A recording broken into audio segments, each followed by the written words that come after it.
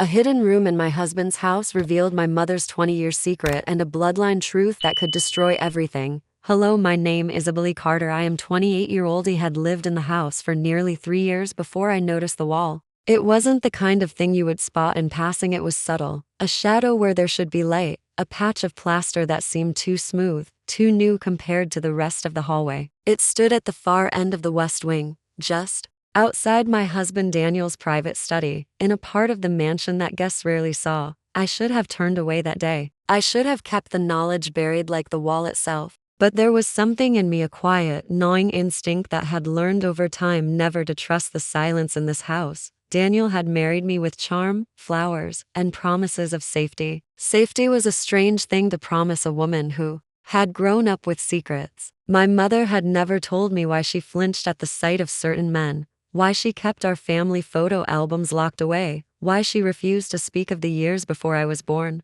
She'd die with those questions unanswered, leaving me with only fragments, or so I thought. It was a rainy afternoon when I leaned against the panel, absent-mindedly pressing my hand to the plaster. It gave not much, but enough to make me freeze. My pulse quickened. I traced my fingers along the edges and felt the faintest seam. Daniel's footsteps were a floor above. His voice carried faintly as he spoke on the phone, brisk, low, authoritative. This was my moment. The seam was cleverly hidden, but not perfectly. A sharp tug on the ornate molding revealed a sliver of darkness. The door, if you could call it, that swung inward with a sigh, as though exhaling years of dust. The smell hit me first: stale paper, metal, and the faint sweetness of decay. I stepped inside. It was small, no bigger than a walk-in closet, but every inch of the walls was lined with shelves, old ledgers, stacks of yellowed envelopes, dusty cardboard boxes marked with dates. A single chair sat in the center, as though someone had once come here to sit and,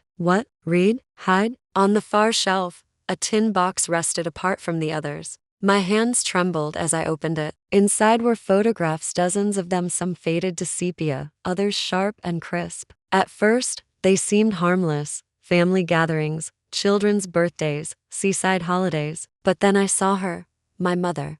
Not the woman I'd known, weary and thin in her later years, but younger, radiant, her dark hair pulled back, her smile unguarded. In every photograph, she was beside a man I had never seen before, a man with Daniel's eyes. The back of one photograph was marked in neat, slanted handwriting: Eleanor and Charles, 2003. I whispered the name to myself. Charles. The sound of it scraped against some deep, buried place in me. There were more photographs: my mother cradling a baby I did not recognize, Charles with his arm around her waist, the two of them standing before the very house I now lived in. My breath caught as I flipped through them faster, my pulse pounding. Then I found the newspaper clipping, folded small and tucked at the bottom of the box: prominent businessman Charles Whitmore declared dead after boating accident. The date was 20 years ago. Whitmore. Daniel's last name. I sank into the chair, the weight of the room pressing in on me. Charles Whitmore had been Daniel's father. My mother had been,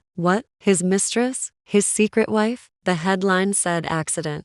But my mother had always hated water. She never took me to the beach, never let me swim. She'd claimed it was because of a childhood trauma, but what if it was because she'd seen someone drown? The photographs, the clipping, the fact that they had been hidden in my husband's house, it was no coincidence. The floor creaked outside the hidden door. I shoved the tin box back onto the shelf, closed the panel, and stepped into the hallway just as Daniel appeared at the corner. You're far from the East Wing, he said, his tone light, but his eyes, those Whitmore eyes, narrowed ever so slightly. I was exploring, I lied, brushing past him. This house still has corners I've never seen. His hand touched my arm, gentle but firm. Some corners are better left alone. That night, I couldn't sleep. I stared at the ceiling while Daniel's breathing slowed beside me. My mother's face in those photographs burned behind my eyes. I thought of the way she had looked at me sometimes, like she wanted to tell me something but couldn't. Like she feared the walls could hear.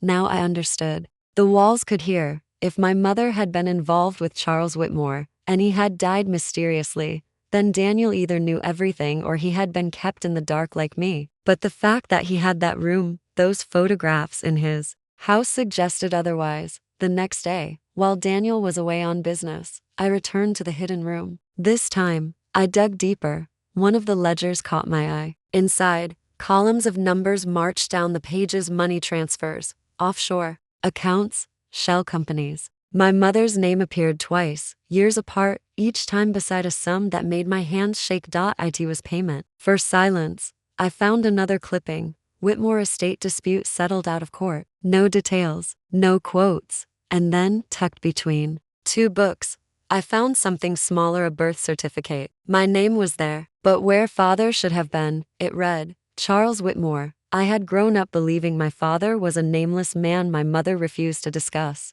She'd said he had left before I was born. I'd assumed shame kept her silent. But this was something else entirely. Daniel was not just my husband. He was my half-brother. The room spun around me. My hands went cold. I left the room and locked myself in the bathroom, gripping the porcelain sink until my knuckles whitened. My mind replayed every moment of our courtship, our marriage, the way Daniel had always kept parts of himself hidden. Did he know? Was I part of some cruel inheritance game? I didn't confront him that night, or the next. I played the part: loving wife, dutiful hostess. While inside, a storm gathered. I needed proof. I needed to know not just what had happened 20 years ago, but why my mother had taken the money, why she had kept my birth a secret, and why Daniel had chosen me. The truth came from an unlikely place: Daniel's elderly aunt, Margaret. Margaret had always liked me, perhaps because I was quieter than the other women Daniel had dated before me. Over tea one afternoon, I steered the conversation toward the past. Her eyes softened. You look so much like Eleanor, she said, almost to herself. I let the silence linger. She kept speaking.